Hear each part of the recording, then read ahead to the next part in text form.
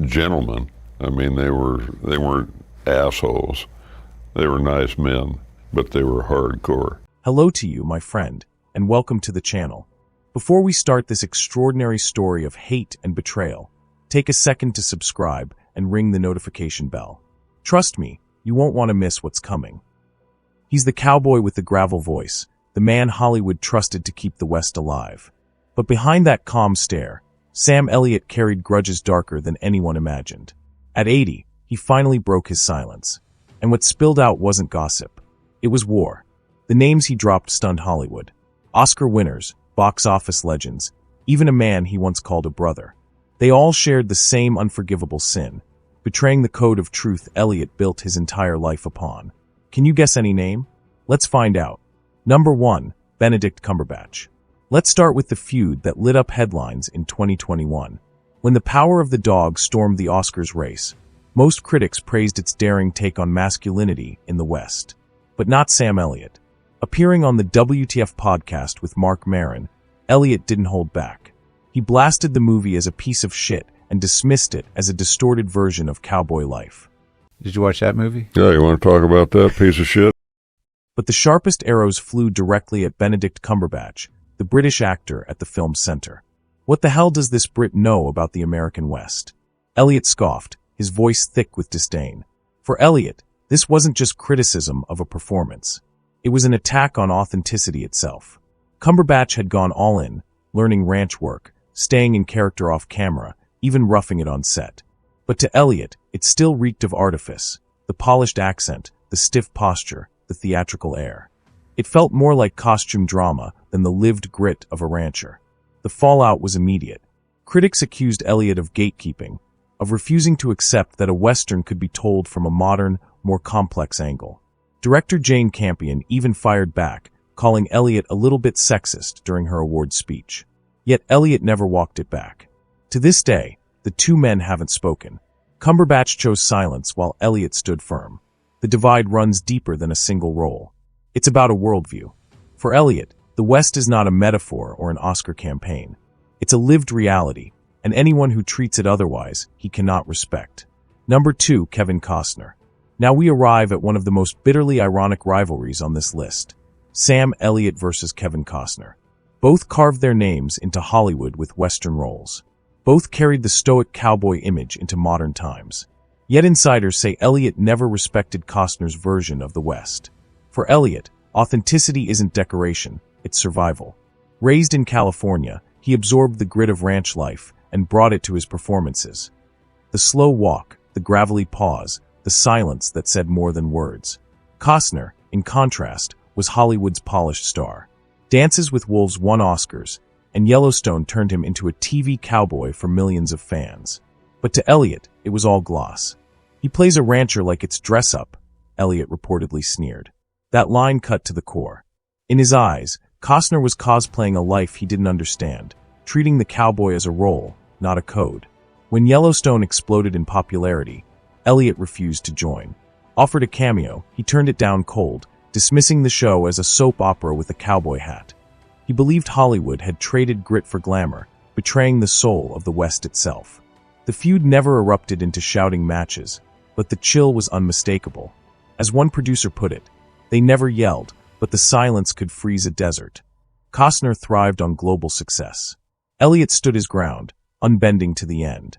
Number 3, Nicolas Cage. Sliding into the next spot is a man whose career has been as unpredictable as a desert storm, Nicolas Cage. Audiences may see Cage as a daring chameleon, but for Sam Elliott, his style was the very opposite of what acting should be. Elliott has always believed in restraint, a pause, a look, a silence. That's where the truth lives. Cage, however, built his reputation on manic explosions and unpredictable crescendos, performances that felt more like theater than reality. When they worked together on Ghost Rider in 2007, the clash was obvious. Elliot arrived with his quiet authority, steady and controlled. Cage charged through scenes with unhinged energy. Elliot never confronted him directly, but off-camera his judgment was merciless. More firework than flame, he reportedly said, a cutting remark that revealed his contempt for Cage's spectacle-over-substance approach. Even as Cage collected awards and inspired a cult following, Elliot stayed unmoved. In his eyes, Cage symbolized the collapse of discipline in acting, where noise drowned out nuance and ego twisted every story to fit the performer. To Elliot, true craft disappears into the role. Cage made every role disappear into himself. What makes it so bitter is that Elliot never viewed this as rivalry. He never fought for the spotlight. But when someone hijacked a scene, when ego outshone character, he considered it a betrayal of the craft itself. That's why the ice never thawed between them. Number 4, Jared Leto. If one name exposes just how far Sam Elliott's hatred for spectacle goes, it's Jared Leto. They never shared the screen, but Elliott's contempt was so strong it lingered in conversations years later. For Elliot, acting is sacred, built on silence, truth, and weight. Leto, however, became infamous for his so-called method. Sending rats to co-stars on Suicide Squad, refusing to break character off set, and turning every role into a circus headline. To Elliot, that wasn't dedication, it was humiliation. He's acting like acting is a carnival, Elliot told a friend. That single remark captured his disgust. Unlike his clashes with Benedict Cumberbatch or Kevin Costner, where at least a film was up for debate, his hatred for Leto cut deeper. It wasn't about style, it was about values. The feud became tragic when Elliot nearly joined a project later rebuilt around Leto. The moment Elliot learned of the casting, he walked away. No statement, no protest, just silence. In Hollywood, silence can be louder than an insult. It was Elliot's way of saying, sharing the screen with this man would desecrate everything I believe in. This feud still lingers to this day. Leto went on to win an Oscar, while Elliot doubled down on his refusal to compromise. To the Academy, Leto represented triumph. To Elliot, he symbolized everything that had gone wrong with acting itself. Number 5, Ashton Kutcher. Unlike the others on this list, Sam Elliott actually worked with Ashton Kutcher on Netflix's The Ranch, and what unfolded on that set showed just how deep his contempt could go. Kutcher was the golden boy of modern Hollywood, sitcom star, rom-com lead, and tech investor with millions of social media followers. Elliot, by contrast, came from the old school. Years of thankless bit parts, slow-burning respect, and a reputation built on grit. The two men represented opposite worlds, and the collision was inevitable. On set, Elliot was professional. He showed up, delivered his lines with that same weathered gravitas, and never raised his voice. But crew members noticed the looks, the narrowed eyes, the quiet shake of the head. One insider recalled overhearing Elliot mutter, "He's a decent guy, but no real actor." In another moment, he was even harsher. "He's acting like a guy who saw acting on YouTube." Think about that. For Elliot, who had spent decades earning every ounce of respect, Kutcher symbolized a system that handed out fame like candy, where charm and algorithms replaced depth and lived experience. To Elliot, it wasn't jealousy, it was betrayal. Acting wasn't supposed to be about paparazzi photos or viral moments. It was supposed to be about truth, weight, and silence. The tragedy is that Kutcher admired him. In interviews, Kutcher praised Elliot as a mentor, a legend, a man he was lucky to work beside. But Elliot never reciprocated. He couldn't.